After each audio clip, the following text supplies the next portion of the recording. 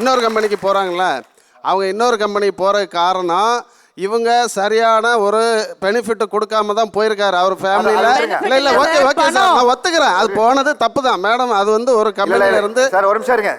Paper போடுறது இன்னைக்கு மிரட்டுறது.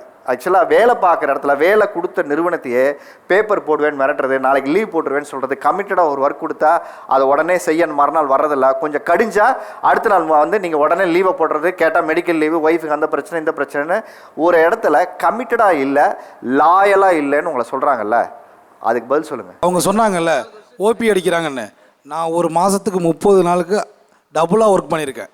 ஆனால் இப்போது அந்த கம்பெனி விட்டு நான் அவுட்ஸ்டாண்டிங்கில் இருக்கேன். கடுமையாக உழைச்சா அடுத்த பொசிஷன் போக சொன்னாங்கல்ல, நான் எங்கே தெரியுமா போனால் தேர்வுக்கு. கடுமையாக உழைப்புக்கு கூட நம்மளுடைய புத்திசாலித்தனம் வேணும். உங்களோட லீடர்ஷிப் ஸ்கில்லையோ மேனேஜ்மெண்ட் ஸ்கில்லையோ வளர்த்துக்கணும். வளர்த்தாதான் அடுத்த லெவலுக்கு போக முடியும். தவிர நீங்கள் உழைப்பை மட்டும் போட்டுட்டு இருந்தால் அடுத்த லெவலுக்கு போக முடியாது சார். அனுபவமே சிறந்த ஆசான். ஒரு ஃபர்ஸ்ட் ஆஃப் ஆல் உங்களைய அவங்க ஒரு ஓட்டி பார்க்க சொன்னாங்களா, நீங்க ஓட்டி பாத்தீங்களா? உங்களோட கமிட்மெண்ட்டுக்காக நீங்க வேலை பார்த்தீங்க சார். என்னோட கமிட்மெண்ட் இருக்கிறது, அவங்களுக்கு கமிட்மெண்ட் இருக்கு சார். அவர் கமிட்மெண்ட்டுக்காக, அவர் குடும்பத்துக்காக, அவருக்கு பணம் தேவை தான் சார் ஓட்டி போறாரு. அதுக்காக நீங்க அதை வந்து சம்பளம் கொடுக்காமலோ இல்ல அதை சரியா ஆனர் பண்ணாமலோ இருக்கிறது எப்படி சார் ஒரு கம்பெனி சரியா இருக்க முடியும்? தம்பி உங்க மொத்த எக்ஸ்பீரியன்ஸ் எவ்வளவுப்பா? மொத்த வருஷம் எக்ஸ்பீரியன்ஸ் 8 இயர்ஸ் மேடம். எத்தனை கம்பெனி மாறி இருக்கீங்க? 3 கம்பெனி. இல்ல ஏன் மாறிட்டே இருக்கீங்க? ஏன் மாறினா கான்ட்ராக்ட் மேடம், யாரையுமே நீங்க கன்ஃபார்ம் பண்றது இல்ல. 1 இயர் 2 இயர்.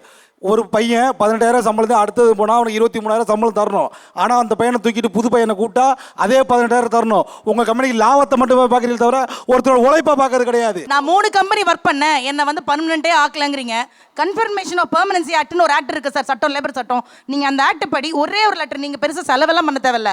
இன்னைக்கு வந்து லேபர் கேசஸ்லாம் வந்து ஃப்ரீயா நடத்துறதுக்குலாம் ஆள் இருக்காங்க sir.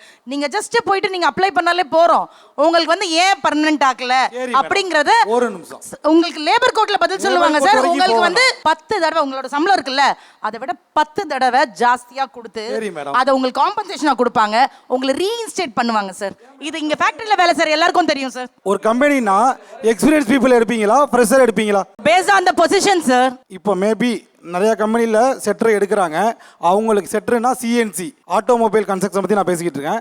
2020லேருந்து 24, but 2016 pass அவுட்லாம் old age. ஆமாம், அவங்களால எக்ஸ்பீரியன்ஸ் இருக்குது, அவங்களுக்கு சேலரி தகுந்த சேலரி கொடுக்க முடியாதுன்னு ஃப்ரெஷரை உள்ளே திணிக்கிறாங்க.